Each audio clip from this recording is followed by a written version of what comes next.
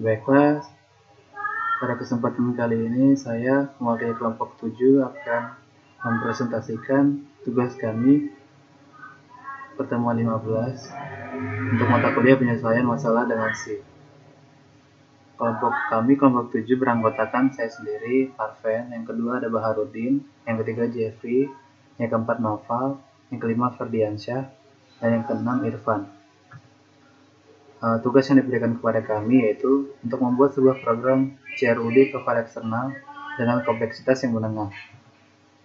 Langsung saja programnya, kita buka file problem.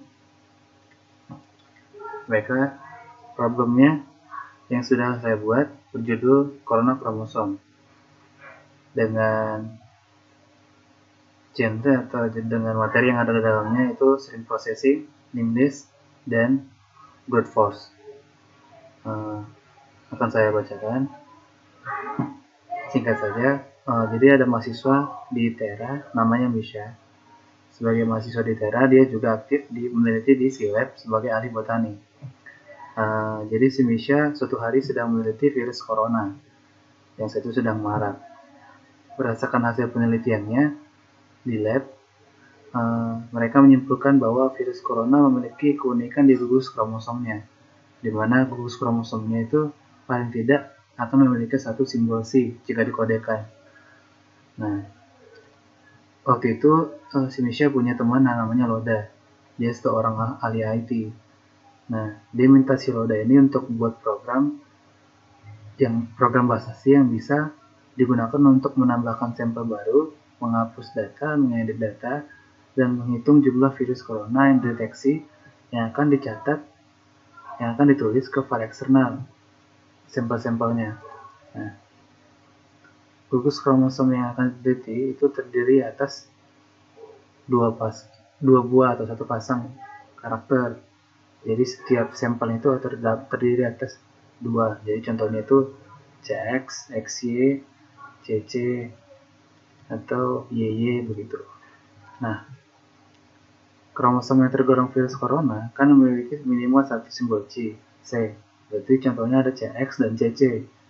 Kalau CX itu punya satu simbol C dan CC punya dua simbol C. Nah, sedangkan kromosom XY itu bukan merupakan kromosom corona. Nah, lalu program bahasa C yang Loda itu akan memiliki beberapa argumen utama sebagai input tambahannya. Yang pertama itu adalah argumen add untuk menambah. Argumen add ini akan diikuti oleh argumen lain itu nama sampelnya. Contohnya itu add XX. Nah, untuk menambahkan XX ke dalam file eksternal. Yang kedua adalah argumen delete untuk menghapus file eksternal. Cara inputnya delete. Lalu yang ketiga update. Nah, ini untuk mengupdate isi dari file eksternal. Fungsinya untuk menghapus seluruh sampel yang memiliki kode YY. Kenapa kode YY? Nanti akan saya jelaskan saat menjelaskan source code-nya.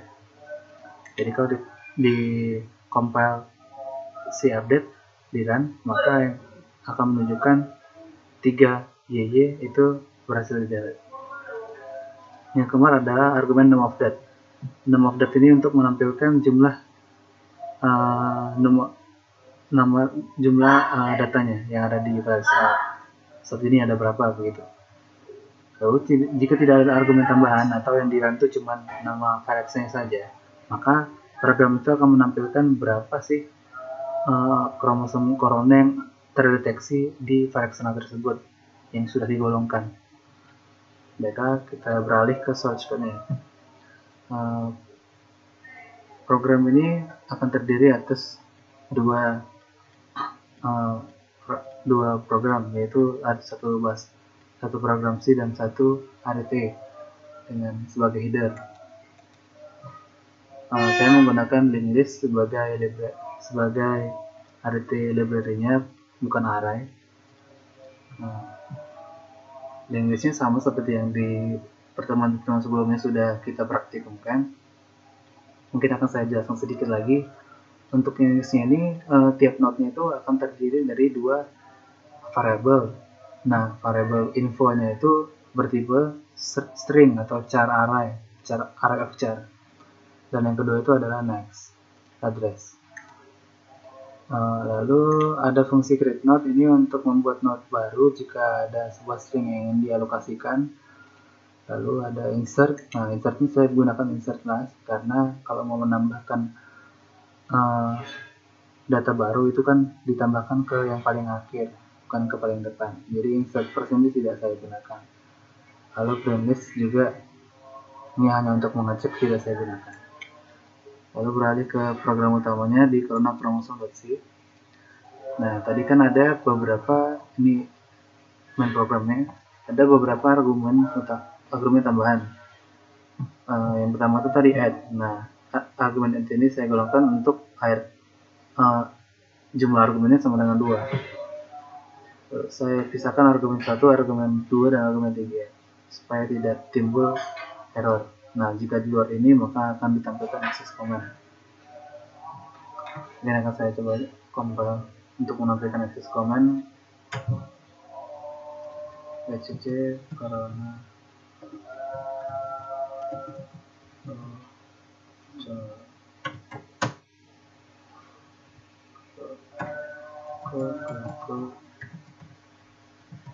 ini ada 4 argumen ya.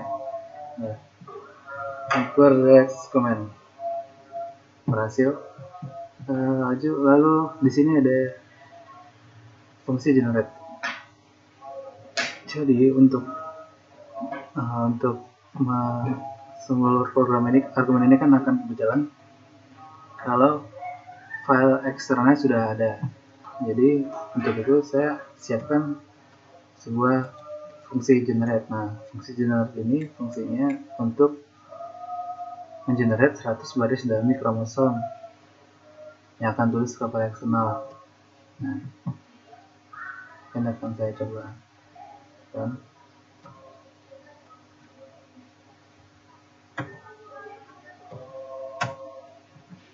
Nah, file eksternalnya itu sudah ada. Kalaupun kita hapus, sudah kita hapus. Lalu kita compile ulang, maka dia akan membuat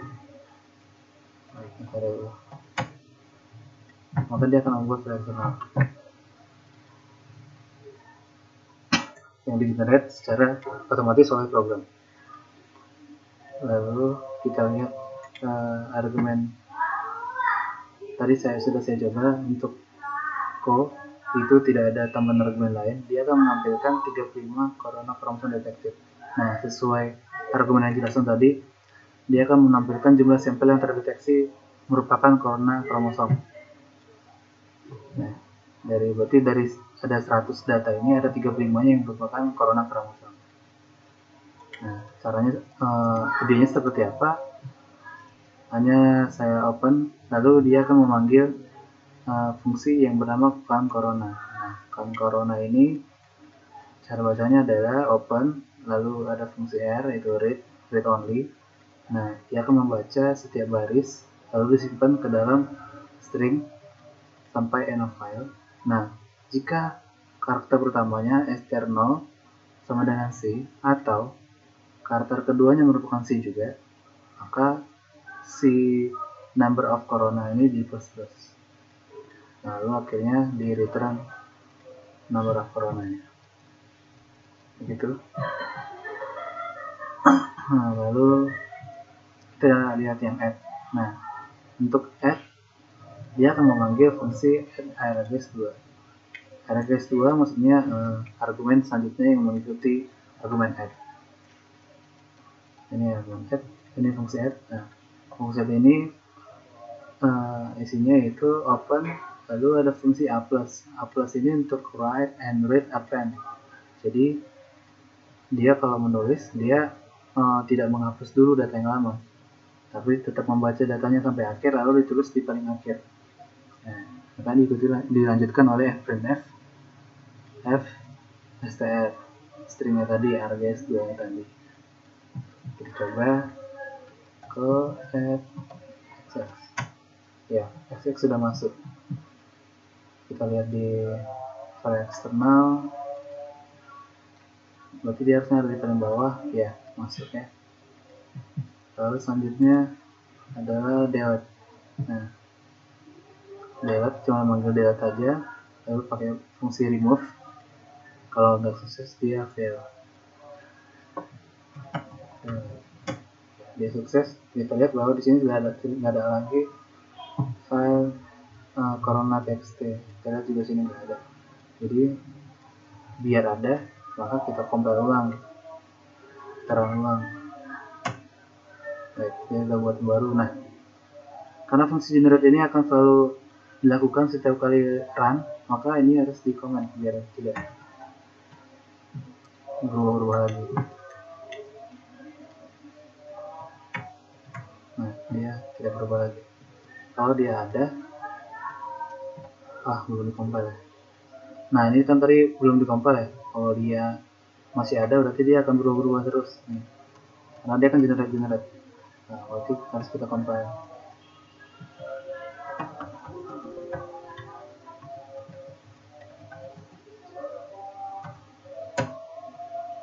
Nah, yang terakhir dia 35, berarti dia pasti 35 lagi.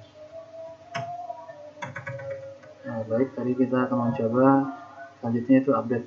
Nah, jadi kita lihat kembali di fungsi generate. Ini yang saya generate ini adalah sebuah string dengan deretan kode yaitu XXXYC. Kenapa seperti itu? Jadi idenya adalah kromosom pria itu adalah X, kromosom wanita itu adalah XX. Lalu saya punya ide untuk menggunakan simbol C untuk tambahan kalau dia merupakan virus corona.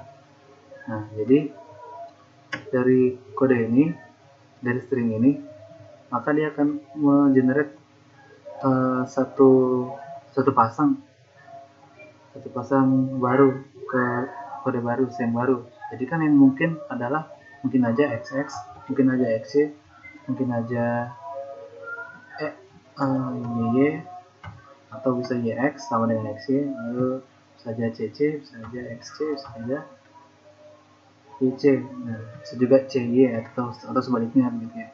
Nah, jadi berdasarkan teori yang dijelaskan oleh si Michelle tadi itu hanya berlaku ini untuk corona. Lalu ini untuk mengidentifikasi XX untuk wanita dan XY untuk kromosom kalau itu adalah pria dan YY tidak ada. Maka karena ini generate otomatis, maka saya mau untuk di fungsi update-nya itu kita menghapus seluruh YY yang ada di file eksternal. Nah, lalu apa yang kita lakukan untuk menghapus seluruh YY? Lalu pertama kita harus menyimpan dulu setiap baris data di file eksternal ke dalam Inggris. Nah, dengan syarat kalau di YY tidak perlu di insert class, tidak perlu dimasukkan ke Inggris. Nah, makanya saat dibaca sampai end of file, jika dia merupakan YY atau string awal Y atau karakter akhirnya Y, karakter pertama dan akhirnya Y, maka isi Y++ itu hanya untuk menghitung berapa Y-nya. Nah, kalau tidak, maka diinsertkan ke linglist. Setelah berhasil, itu maka akan di-print ke comment tadi ke stdout-nya itu berapa Y yang berhasil dia. Nah, lalu setelah itu kan kita sudah punya linglist yang berisi data-data tanpa kode yang ada YY-nya. Nah, lalu baru kita tulis ulang ke dalam corona kromosom txt. Nah, dengan fungsi write only. Nah, lalu ini fprintf untuk memasukkan infonya. Kita coba ya ke update. Ya, ada 4 YY yang tidak dan tidak merubah jumlah corona kromosom. Ya. Lalu yang terakhir adalah argumen update. Nah, ini hanya untuk menampilkan berapa jumlah data yang sekarang ada di file eksternal. Nah, caranya mirip seperti count corona ya. Count corona dan count data tuh mirip. Nah, count data ini dia kalau dia hanya membaca setiap baris. Nah, sampai end of file ya. count plus, jadi cuma di return count saja. Kita coba, kalau tadi ada 100 data, lalu sudah dihapus 4, harusnya sisanya adalah 96. Ya.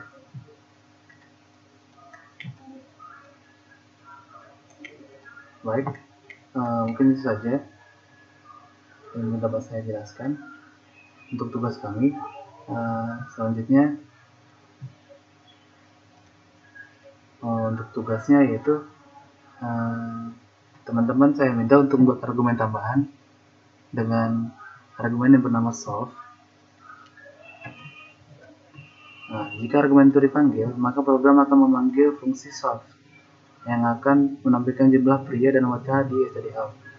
Nah, kromosom pria disimbolkan dengan XY, sedangkan wanita itu XX. Nah, saya sudah menyiapkan fungsinya di program, jadi teman-teman hanya diminta untuk melengkapi fungsi solve tersebut. Dengan syarat teman-teman tidak perlu membuat program yang akan menuliskannya ke sebuah file eksternal, hanya menampilkannya di stdout saja, atau di command prompt, atau di command prompt kalau teman-teman juga menggunakan C++. Ini fungsi solve-nya. Nah, teman-teman diminta untuk melengkapi program ini. Baik, terima kasih atas perhatiannya. Lebih kurangnya saya mohon maaf.